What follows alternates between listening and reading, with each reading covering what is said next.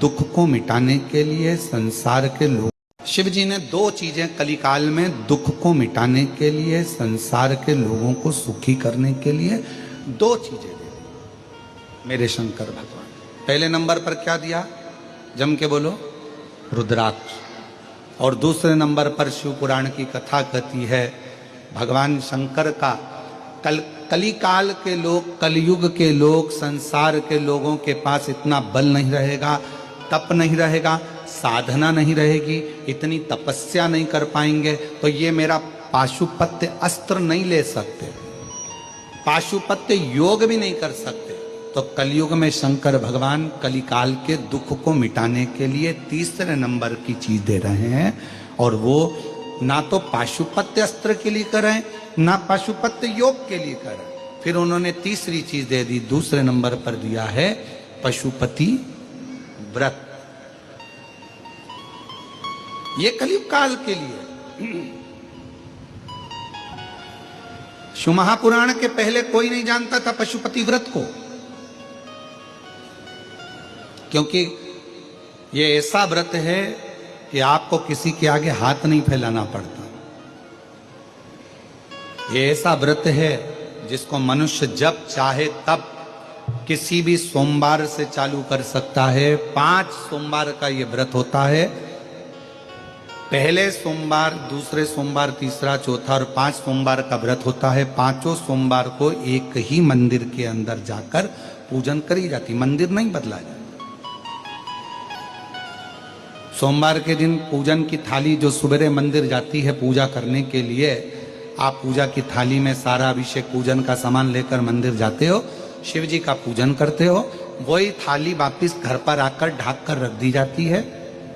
शाम को फिर वही थाली वापिस प्रदोष काल में पूजन के लिए जाती है।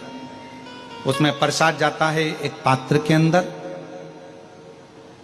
3 हिस्से करने के लिए दोना या कागज या जो भी सामग्री आपके पास में हो वो जाता है। 6 दिए जाते हैं, 6 दीपक जाते हैं मंदिर के अंदर।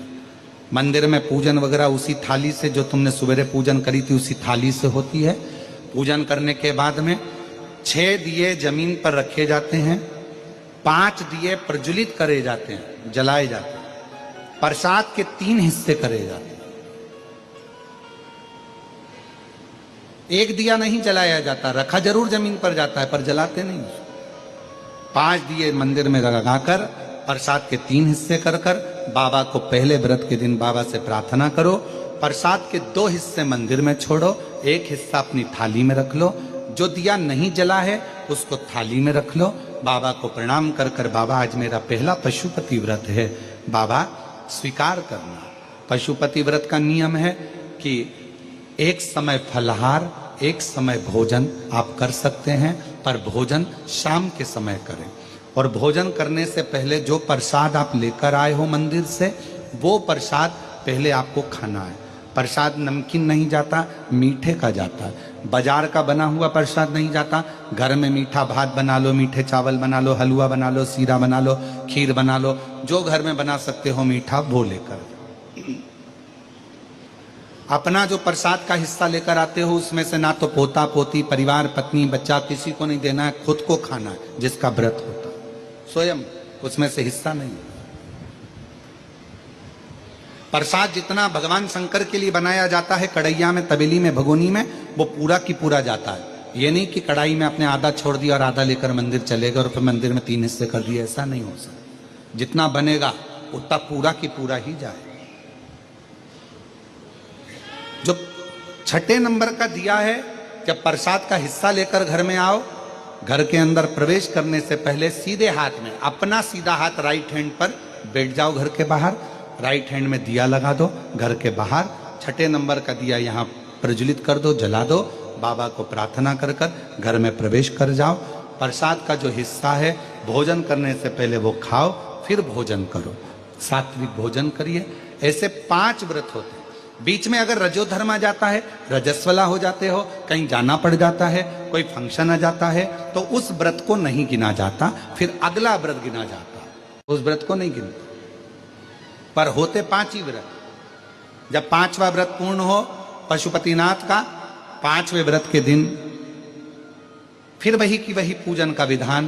पर शाम के समय एक श्रीफल, 108 या तो चावल के दाने, मूंग के दाने, या 108 गुलाब की पंखड़ी, फूल, पत्ती, बेलपत्र, कुछ भी 108 सामग्री लेकर मंदिर जाना है। श्रीफल भेंट लेकर जाओ, बाबा को समर्पित करो। 108 दाने श्री शिवाय नमस्तुभ्यम कहकर, पंचाक्षर मंत्र नमः शिवाय कहकर या ओम नमः शिवाय कहकर चढ़ाओ। बाबा को अपनी कामना करो, बाबा आज मेरा व्रत पूर्ण हुआ है, स्वीकार करना बाबा। मैंने सुना है तो 3 महीने में गोदी भर देता है, ऐसी कृपा करना बाबा। विनय कर कर वापिस सजाओ। 5वां व्रत भी वैसा की वैसा ही करो जैसा नियम है। ये बाबा का उद्यापन हो जाता है 108 सामग्री चढ़ाने पर, अलग से उद्यापन की जरूरत नहीं। ये शिव जी का पशुपति व्रत।